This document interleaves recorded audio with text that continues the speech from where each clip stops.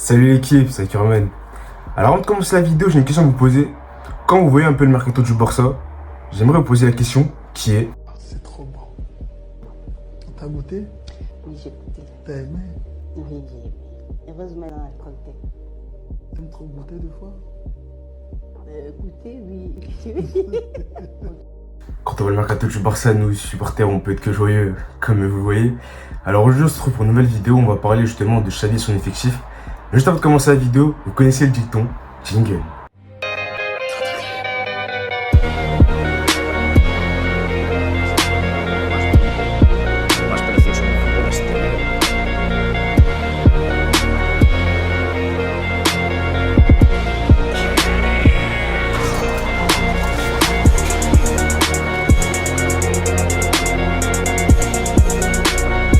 Bonjour l'équipe, alors aujourd'hui justement comme j'ai dit, nouvelle vidéo, nouveau concept, vous connaissez déjà.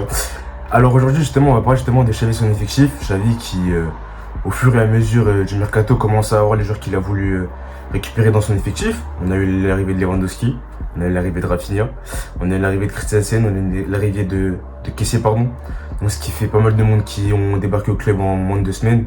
Là il manque un peu encore quelques postes et je pense que le mercato du Barça va pas tarder de boucler.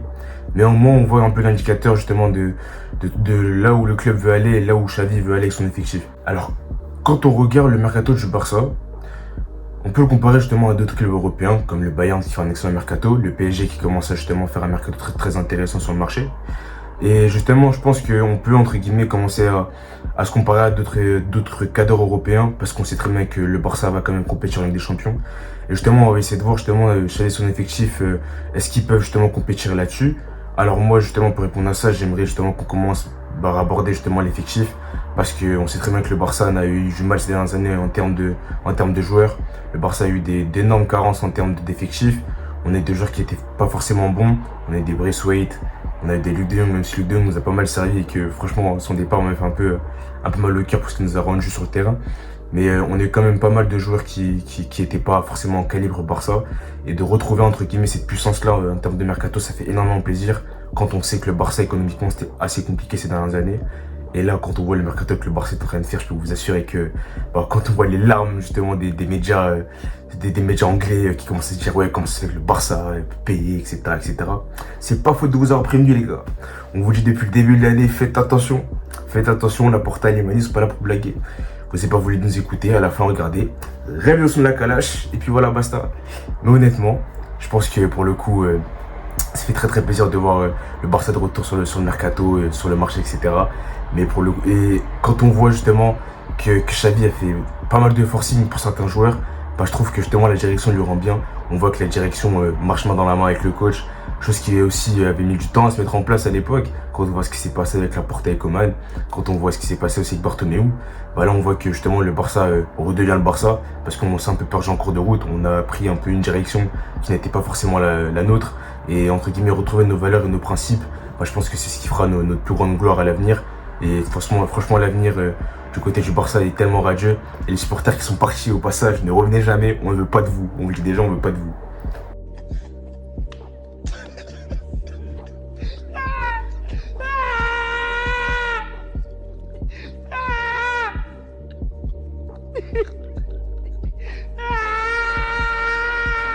Hey man, what's wrong with you?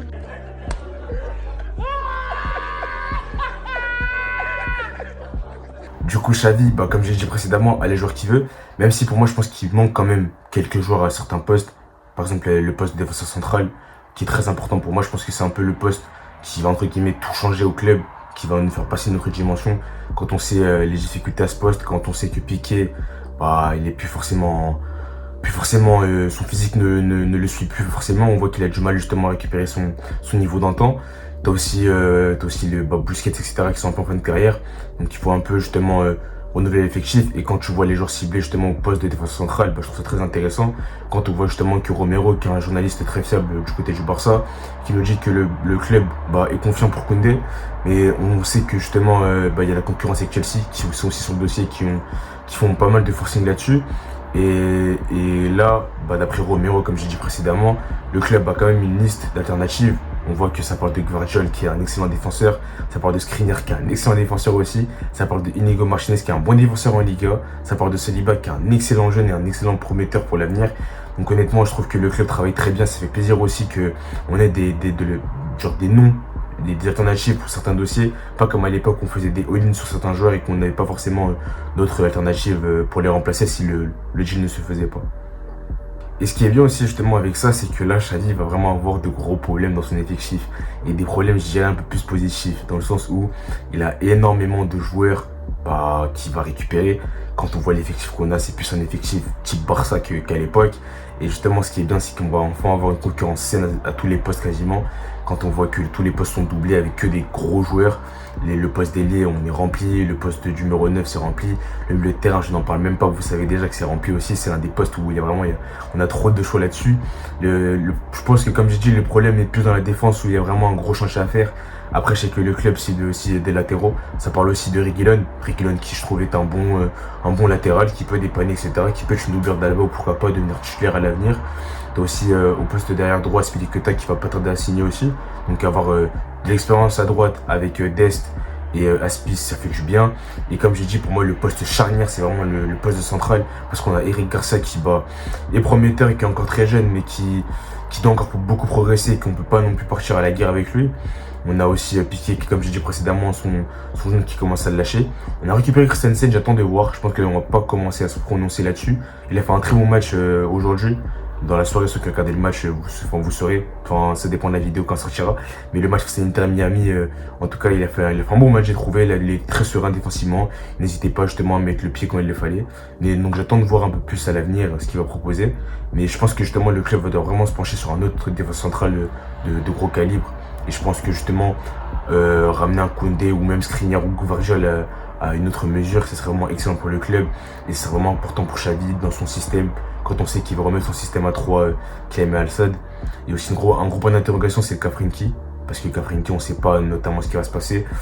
Ça parle de départ, mais lui ne veut pas bouger. Donc je pense que moi honnêtement, je pense qu'il va rester. Je pense qu'il va rester quand même au club. Et que juste Frenkie, par contre, baisse ton salaire. C'est tout ce qu'on te demande. Après, c'est pas la charité non plus, faut pas non plus se leurrer. Parce que tous les joueurs ont quand même une famille et d'autres choses à entreprendre. Donc en tout cas, j'espère que Frenkie et le club vont se mettre autour d'une table et discuter entre eux pour régler ce problème-là, pour qu'on puisse passer à autre chose. Et justement, comme je dis, le cas Frenkie, c'est assez compliqué. On verra comment ça va se décanter.